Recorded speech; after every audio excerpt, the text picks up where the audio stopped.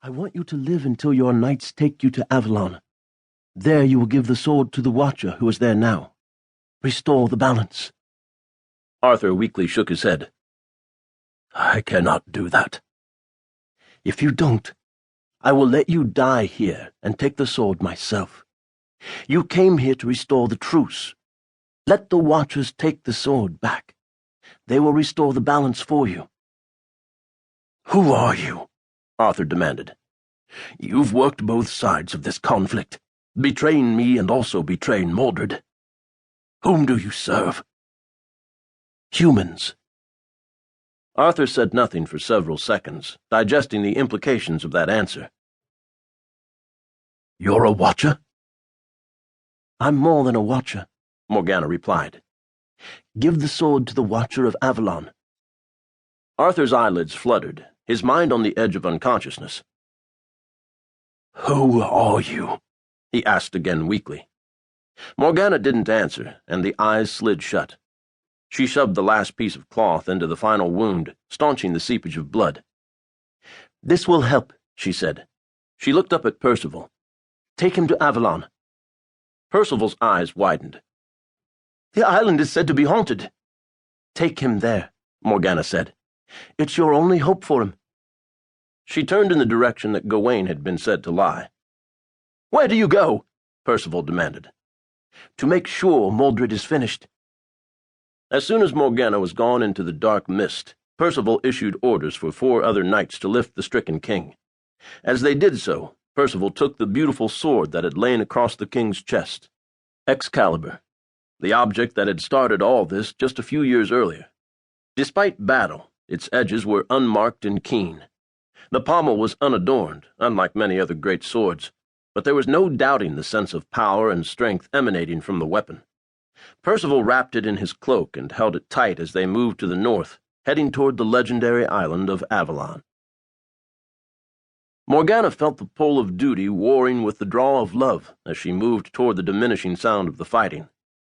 If what Percival said was true, and there was no reason to disbelieve him, as Percival was the noblest and most honest of the knights who had sat at the Round Table, then there was no rush to get to Gawain. Still, her eyes darted about in the mist, looking for his body as she walked toward the clash of metal and men locked in mortal combat. A figure staggered out of the mist. A knight, his hands to his visor, blood spewing through the metal gap. He'd taken a blow through the visor slit and was now wandering blindly, moaning in pain. He would shortly be food for carrion crows. Soon she passed other wounded men limping and crawling their way back the way they had come.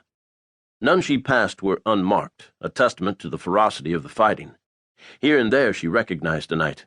Once, to her left, she saw a handful of peasants ripping armor off a prone figure, vultures stripping the dead of anything valuable. Soon she began to find more bodies. They were grouped in clusters, indicating spots where the lines had met. Some had died arm in arm with their foes, the last embrace of combat. Morgana paused and took a deep breath. Something was different. She cocked her head and listened. There was no longer any sound of fighting. The battle was over, though who had won she suspected not even the survivors knew yet. She heard muffled voices somewhere ahead and set off in that direction. The land began to rise, and the swamp gave way to grassland. She passed a few tents and knew she was entering Mordred's camp. He had set up on the west side of the swamp, Arthur's army on the east, and somewhere in that swamp, among the dead trees and rotting vegetation, was Merlin's lair, which both armies had been seeking in their quest to find the Grail. Morgana spotted several standing knights, blue sashes tied around their upper right arms, indicating they were part of Mordred's army. Encased inside armor suits, many made by the same metalsmiths who worked for pay, not loyalty, it was hard in combat to tell friend and foe apart, so each army had taken to wearing their leader's colors, Mordred's blue and Arthur's royal red. She noted that 2 of them had eagle plumes on the top of their helmets, indicating they were part of Mordred's elite guard.